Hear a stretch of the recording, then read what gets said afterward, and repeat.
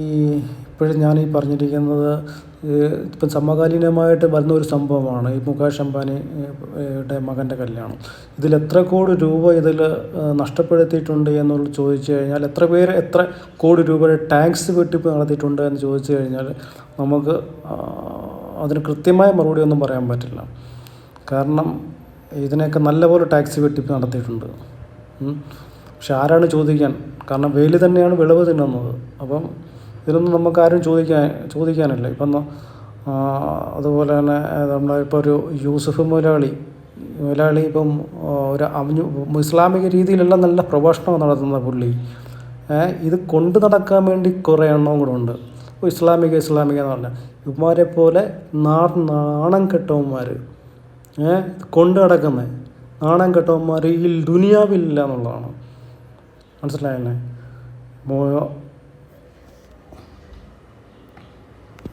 അപ്പം ഇവരെക്കുറിച്ചൊക്കെ നമുക്ക് അതിനെക്കുറിച്ച് ഞാൻ വേറൊരു വീഡിയോ ചെയ്യുന്നുണ്ട്. അത് പിന്നീട്. ഇപ്പം ഈ ഒരു ടാക്സ് വെട്ടിപ്പിനെ കുറിച്ച് പറഞ്ഞു കഴിഞ്ഞാൽ നമുക്കത് എനിക്ക് ഇപ്പം ഒരു 10 വീഡിയോ ചെയ്താലും ഇതിനെക്കുറിച്ച് പറഞ്ഞു തീരാൻ പറ്റത്തില്ല. അപ്പം നമ്മളുടെ എത്ര ഇന്ത്യ രക്ഷപ്പെടാം 5000 കോടി എന്ന് പറഞ്ഞാൽ ഇന്ത്യയിൽ മൊത്തത്തിലുള്ള ജനസംഖ്യ എത്രയാണെന്ന് ആലോചിച്ച് നോക്കുക. 150 കോടി ജനങ്ങളുള്ള ഈ ഇന്ത്യ എന്ന് പറയുന്ന ഈ ബൃഹത്തായ ഒരു സാംസ്കാരിക രാജ്യത്ത് സംസ്കാരങ്ങളുടെ ഔന്നത്യങ്ങളിലുള്ള ഒരു രാജ്യത്ത് പട്ടിണി കൊണ്ട് എത്ര കോടി ജനങ്ങൾ കഷ്ടപ്പെടുന്നുണ്ട്? മനസ്സിലായല്ലേ?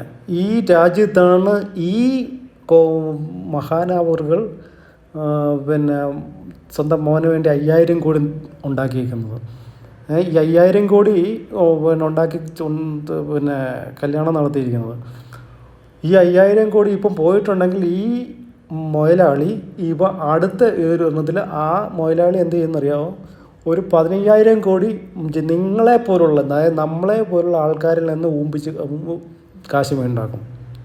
മനസ്സിലായില്ല? സോറി, ഞാൻ ആ വാക്ക് ഉപയോഗിച്ച് ക്ഷമിക്കണം. അങ്ങനെ ഉണ്ടാക്കും. ഇതിനെ ഒരു ഇത് ചെയ്യുന്നതിന് വേണ്ടി, ഒരു സപ്പോർട്ട് ചെയ്യാൻ വേണ്ടി കുറേ ആൾക്കാർ നടപ്പുണ്ട്. ഇതൊന്നും നമുക്ക് യാതൊരു തരത്തിലും സപ്പോർട്ട് ചെയ്യാൻ പറ്റുന്നൊരു കാര്യമല്ല. എനിക്ക് ഇപ്പം ഇവിടെ ലോകത്തിപ്പം ഒരു പോപ്പ് രാജാവ് വന്ന് പാടി അയാൾക്ക് 90 കോടി രൂപയുടെ അടുത്ത് കൊടുത്തിട്ടുണ്ട്. പിന്നെ ലോകത്തുള്ള എല്ലാ സെലിബ്രിറ്റികളെയും പുള്ളി ക്ഷണിച്ച് വരുത്തിയിട്ടുണ്ട്. പിന്നെ 3 ഖാന്മാരെയും ഒറ്റ ഫ്രെയിമിൽ നിർത്തി പുള്ളി ഡാൻസ് കളിപ്പിച്ചു. ഈ ഖാന്മാരെയൊക്കെ പുള്ളി വിലക്കെടുത്ത് ഡാൻസ് കളിപ്പിച്ചു. അതുപോലെ തന്നെ നമ്മുടെ പ്രധാനമന്ത്രിയെ വിലക്ക് വാങ്ങി. അതേപോലെ തന്നെ നമ്മളുടെ എല്ലാവരെയും വിലക്ക് വാങ്ങി പുള്ളിയുടെ മകൻ്റെ കല്യാണത്തിന് ഉണ്ടാക്കി. സാധാരണ ഒരു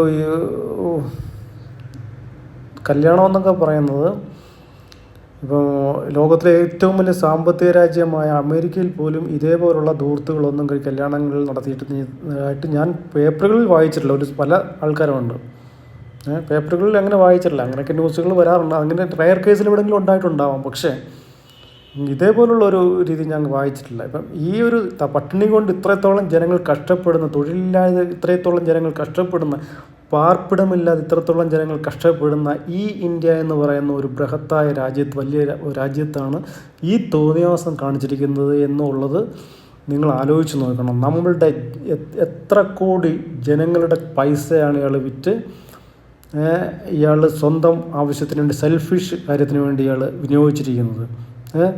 ആരാണ് ചോദിക്കുന്നത്? നിങ്ങൾക്ക് ചോദിക്കാൻ പറ്റുമോ? നമുക്ക് ചോദിക്കാൻ പറ്റുമോ? ചോദിച്ചു കഴിഞ്ഞാൽ നമ്മളെ തിരിച്ച് എന്തെങ്കിലും കേസിൽ ഉൾപ്പെടുത്തി അകത്താക്കി കളയും. അതാണ് നടക്കുന്നത്. ഇതിനൊന്നും ആരും ചോദിക്കാനൊന്നുള്ള വോയിസ് ഇല്ല. അത് തന്നെ.